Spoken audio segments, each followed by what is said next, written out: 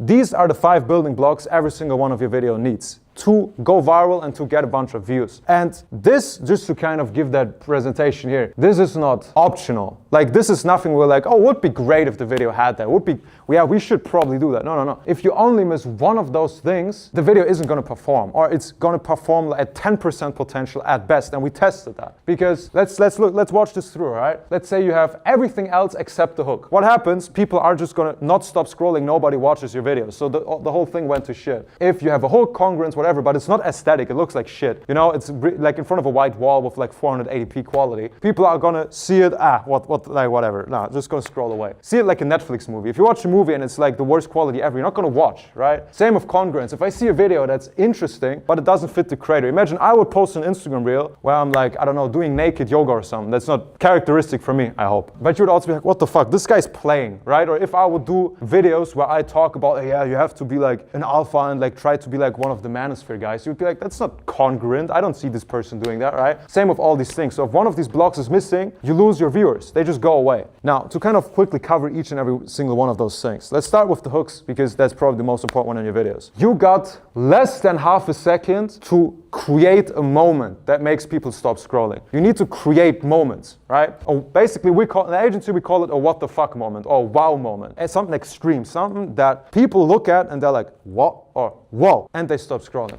Right? That can be, and again, I have a list with like 20 different hooks. I can send you like the workbook of the entire presentations after the event. But text or theme, right? We put a text in the video that creates curiosity. Like POV, you came to the date and he wore this. And then as a curious adult, as we all think, okay, what did he wear? I want to see, aka you watch the video till the end. First frame, also, you can do anything in the first half second, something that happens. Now, hooks, it's not really about, to put this in the right words, doing something specific. I've talked about like throwing panties at the camera, spilling a glass of water, like holding a cat in the video and then like dropping her off, whatever it is. In the first frame, you want to make sure the entire product, like the cover of a book or like the profile picture of someone on Instagram DMing you, that's the same thing. You want to make sure the first look of the video makes you intrigued. You want to watch it, right? If there's cool LEDs, it looks super aesthetic, you watch it. Or something extreme. For example, if I post a reel of this entire speech, people are going to see, well, okay, there's a guy on stage, there's people listening, there's a cool presentation, and there's like a big fat text that says OFM basics or whatever. They're probably going to start watching because it's a pattern interrupt. Not everyone creates reels on a fucking stage, right? Movement also, you want to make sure that the ADHD brains of your viewers get satisfied, right? You want to give them as much dopamine as possible. So you also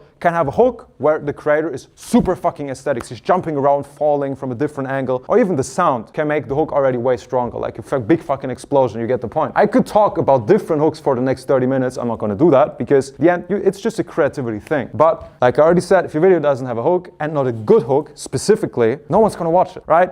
Most agencies do the mistake. They have a crazy video, and all of us know this. For example, let's take a flash trend, right? Everyone knows what a flash trend is, I assume, right? Okay. Cool. So flash trend, basically the creator's like jumping around in her outfit, right? Like, okay, cool. And then at the last second, she takes her bra off. Or last second, she basically opens herself. What 9 out of 10 agencies fuck up every single time, every single one I talk to, is they don't create curiosity and they don't tell people that something is about to happen. Because if people just see the video without any text, without any hook, they're going to watch for 3 seconds, nothing happens, and they're just going to scroll away. So you as the agency have to make sure if you have something crazy happening in a video, she's showing something about herself, she's dropping something crazy. Let people know something is about to happen so it's worth the wait, right? If I watch a Netflix movie and it's fucking boring, I'm going to scroll away. I'm going to be on my phone after 10 minutes. Like, this is a terrible trait I have. But if I see a Netflix movie, in the beginning they say, oh, we're preparing for a big heist, for a big shooting or whatever. I'm like, all right, I'll give it a chance. Like, I want to see the heist. It sounds interesting. Cool. Next up, we have the aesthetics. Now, this is where it gets a bit individual, and this is not going to be your main focus when you're just starting off with Instagram Reels. But as someone who, and maybe you could tell by my YouTube videos, I don't really like this type of theory. I like crazy marketing concepts, crazy shit happening. I don't give a shit about lighting or angles or depth in videos. I'm not a videographer, right? But if I can stand here and admit this is probably one of the biggest leverages we had, then you can trust me on that, right? In your videos, you need natural lighting. Most of you just have a ring light, it looks shit. You need to have some background colors. There's a bunch of YouTube videos and ChatGPT articles above that. But if you have $200 to invest for a creator, get them some ambient lighting in the background, get them a good like softbox or whatever for the videos. Like you can, by the way, see there, as you can see, the people in the studio do it right. This is gonna make the aesthetics so much better because it's just more fun to watch. Right, wardrobe and styling is something that I've covered, I think even in the recruiting course, because all of you watched it. But you as the agency, just to kind of get that topic out the way pretty quickly, you're responsible for how your creator looks. Like, your creator has probably every female in your agency, a big fucking wardrobe of 100 different clothing pieces. And your creator, 99% of the time, can look super hot. But if she doesn't, that's your fault. Because you as the agency, your mission statement for like your creator's wardrobe and styling is to hide her weaknesses and show her strengths. So if you have a creator that has a bit of belly fat, for example, it is your job to specifically give her outfits that are not crop tops and maybe videos that are filmed above the waist. If she has a super cute face and like big boobs, okay, this should probably be the focus of the video because that's her USP, that's her unique selling point, right? So you're responsible to give your creators instructions on how to dress and how to style, obviously with her consent if she's not able to do it herself. Find out what outfits work for her, find out what outfits people like and what basically hide her weaknesses and show her strengths, right? Because this may not be your fault, but it's your responsibility. If your creator doesn't look hot in the videos, you're just losing money. Props and background, again, I think this is pretty obvious. Don't record videos in front of a white wall. Have little things. For example, little plushies or glasses. We have so many videos, in fact, I can like show some of our models later, where she's recording it in her living room and we just open up the fridge in the background. Like, for example, if this was like a fucking reel, it was like way more in the background. That was just an open fridge with like some open milk and some other things that look colorful. And we recorded the same video 2 times with the exact same thing, but in one the fridge was open and the other one the fridge was closed. Guess which video got 3 times the views? Of course the one with the fridge, because people look at it and you have to think in like aesthetics. It's kind of like coins for watch time. Every single item you have in your background, like a plushie or an open fridge, anything that makes the video more interesting, buys you half a second of watch time. Because people are gonna look at it. Why is the fridge open? Okay, let me look. Oh, what the fuck? What's in there? Okay, cool. Every single like clothing piece or glass or pet you have in the background buys you 1 second of watch time. So if you have like 5 different interesting things in the background, let's say the open fridge, her dog's running through it, we have an open glass of milk, we have a bra that's laying on the kitchen counter without the apartment looking super unclean, and we have a fucking TV playing Family Guy, right? That's already 5 seconds of watch time you gain extra to do a little bit of girl math here. Last but not least, depth and angles. This is where it gets a bit more professional with the things, but for example, this background here is super shit because there's no depth, right? You just look at me, there's a wall, cool. But if I would stand there and I got all the depth behind me, for the human eye, that's way more interesting. Again, I'm not trying to be Mr. Camera guy here, but trust me, get your creators to film it in front of an open room or with a bunch of shit behind them. Your watch time is just gonna double at a certain point. So this is how important aesthetics are. Point 3 is congruence. So, do you believe this person is real? Do you believe what they're telling you? Now, obviously, you as the agency or your marketing guys, before posting a video, look at the video, really look at it and ask yourself, could she post this on her personal IG? Does the vibe match how she looks? Again, if you have a blonde, petite creator who's in real life, she's super shy, and you make her do like a super crazy dance, people can feel that this is unauthentic and they don't like it. This is why most OFM guys have a picture in the Telegram, I don't mean to call out anyone, where they smoke a cigar and they look like Andrew Tate and like Tony Robbins had a child.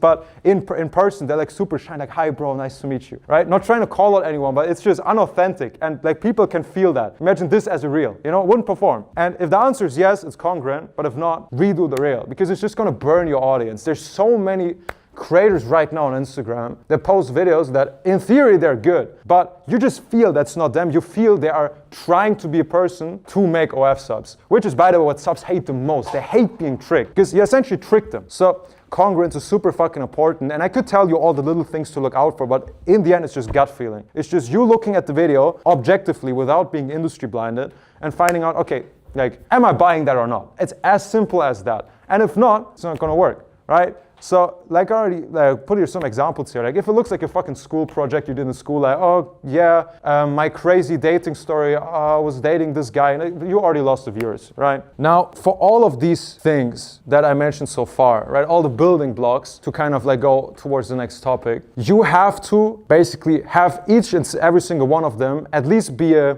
8 out of 10 if you are able to rank them. Because after showing you all the building blocks so far, without coming like to the next ones, you want to pick one factor per video for each one of those things. So, for example, let's say we want to get a hook. We want to pick her appearance being the hook, like how she looks. For example, if she has super big boobs, there's creators that have enormous boobs, right? Which is an amazing hook, by the way, the easiest one in mankind. Okay, this is going to be our hook. For example, there's like Carly Jane is one of those creators who just every single video she starts with, she's just like jumping up and down so her boobs jiggle. That's her entire hook system and it works perfect. But there's other creators who have a crazy movement every single time. Like they jump into the video, and again, the demonstration is going to be a bit weird, but they jump out in front of the camera, Mr. Beast style, or a crazy text. Never try to stack that. Right? Because if you do too much of these things, you essentially get zucked, which effectively means either if you're too sexual, which is kind of a different topic, you get banned. But on the other hand, if you have too much shit going on, people are more confused and then it's not authentic anymore. Because then people feel like you're trying super hard to get their attention, just to get that out of the way. So if you're trying to get every single thing of these building blocks into an 8 out of 10 at least,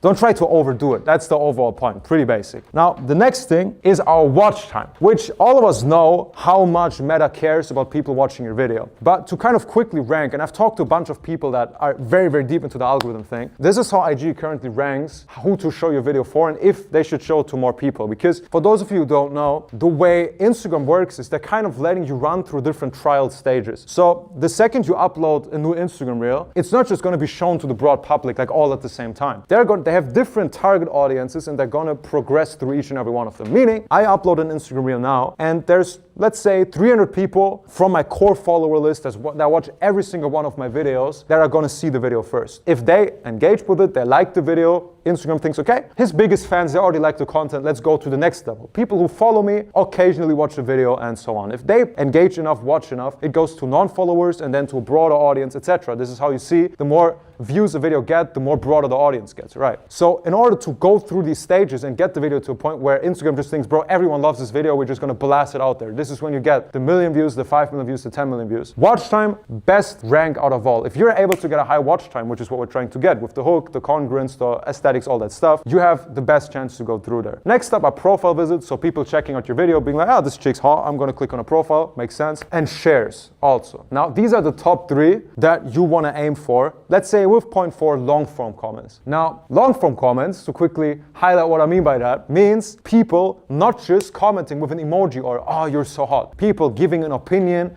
people saying, that's actually not true. This is what you're trying to get with rage baiting. For example, we've had a video that we dropped where the creator was trying to rage bait the people. She said, well, the biggest ick in 2026 is when a guy comes to the date in jeans, for example, which is obvious rage bait, right? And all of the people in the comments were writing like these paragraphs about how jeans are not an ick and actually she's a bad person and she has to kill herself, all that stuff. But this is the type of comments that on the one hand, Instagram recognizes your video actually gets people engaged. They can differentiate between the type of comments you get. But also, if someone sees this video and they scroll through the comments, what happens? The video plays again and again and again in the background. So long form comments are basically the top 4 in terms of getting Instagram to show your video to more people. Everything after that, so saves, likes, or people who just comment random emoji comments, all the fucking Indians, that stuff's basically irrelevant. So it helps, but we all have videos that get like 3 times the likes than per usual and the video still fails. Instagram doesn't care about likes, they don't care about saves, they don't care about emoji comments. The top 4 is what you specifically want to target with the building blocks that we talked about so far. Now, obviously, quick little tips on how to get the watch time high, except all the stuff I mentioned so far. Make sure every single 2 or 3 seconds there's something happening. Every single second should be interesting, but you want to have a certain change in the video every 2 or 3 seconds. It's just a little cheat code that we discovered. So a little cut or her, like even if you have a talking video, we had this experiment run. We had a talking video where every 3 seconds she removed the part of clothing or put something else on. So she started talking while she took off her jacket, like, this is the worst way on how to do this. Okay, then she kept talking for like 1 or 2 seconds. Then she put on a scarf, then she put on a hat, then she removed her belt, all that stuff. Super fucking autistic.